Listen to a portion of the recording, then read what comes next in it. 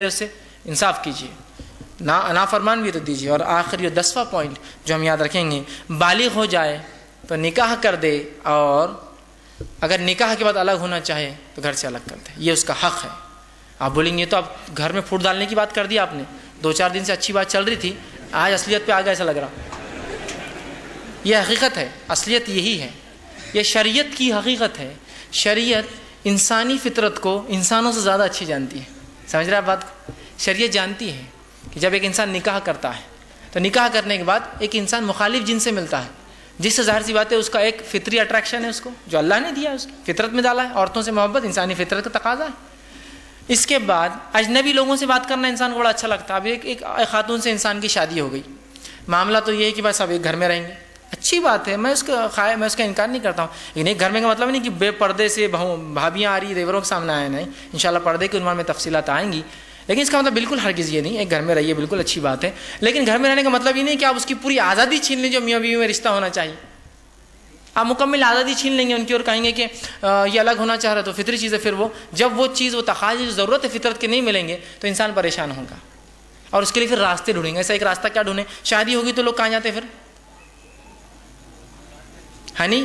مون، ٹھیک ہے، کہ مطلب ہنی مون کے لیے جاتے ہیں، اپنی بیوی کے لیے کہیں دور چلے جاتے ہیں، ہے نا؟ یہ فطری تقاضا، انسان چاہتا ہے اس عورت کے ساتھ زیادہ رہے جس سے اس کا نکاح ہوا ہے۔ اب آپ الگ نہیں کریں گے اور اس پہ مکمل نظر رکھیں گے، پورے کیمرے لگ جاتے ہیں۔ جیسی بیٹے کی شادی ہوئی تو ماں کے کیمرے بہو پہ ٹکے ہوئے، پورے اس کی جو بہنیں ہیں ننند ہیں اس کے ٹکے ہوئے، دیکھو بھیا اس کو دیکھ رہے تھے ابھی سے،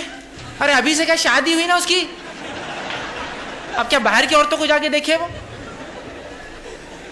بھیا بھابھی کو دیکھ رہے تھے، ارے بھابھی کو دیکھ رہے تھے نا بیٹا، کہیں اور تو نہیں دیکھ رہے تھے، اچھی بات ہے نا، یہ اپنی چیز کو دیکھ رہے، کیمرے لگ جاتے۔ ارے وہ دیکھو اس کا ہاتھ پکڑ رہے تھے، ارے وہ اس کی بیوی ہے،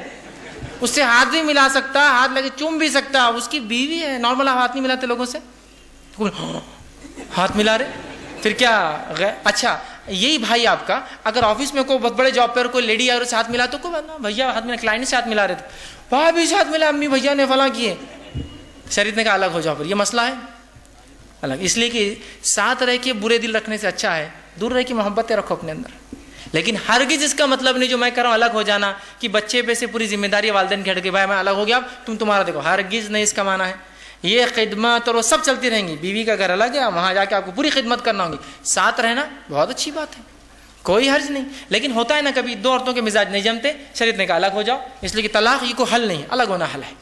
الگ ہو جاؤ آرام سے رہو، ماں باپ کی خدمت لیکن بیٹے پہ واجب ہے، وہ خدمت کرتا رہیں گا آگے، ٹھیک ہے، تو لہٰذا اس کا نکاح کر دے۔ اب نکاح نہیں کرنے میں ایک اڑچن کیا آتی ہے، بچے کماتے نہیں، ابھی بچی پڑھ رہی ہے، لڑکی والے بولتے بچی کو ہم پڑھا رہے ہیں، لڑکے والے بچہ کما رہے ہیں، رشتہ طے کر کے چھوڑ دیتے ہیں، رشتہ طے کر دیا، ہاں شادی تو آپ کرنے والے، ہاں ابھی دونوں کا خرچہ کون اٹھاتے ہیں؟ ادھر لڑکی کون اٹھاتا ہے؟ اس کا باپ، لڑکے کون اٹھا رہا ہے؟ اس کا باپ۔ اگر یہی والدین یہ سوچے یار خرچہ تو ہم دونوں ہی اٹھا رہے ہیں نا، خاندان والے، ابھی کما رہا نہیں لیکن انشاءاللہ کمائیں گا نا، اگر شادی کرنے سے یہ برائیوں سے بچ رہا ہے تو نکاح کر دو، خرچہ تو ہم ہی اٹھا رہے ہیں نا، کتنی اچھی بات ہوگی۔ اللہ اس باپ پر رحم کرے جو اس نیت سے اپنے بچے کی نکاح کرتے، جو نہیں کماتا کہ وہ برائی اور شر اور فتنے اور فساد اور زنا سے بچائے،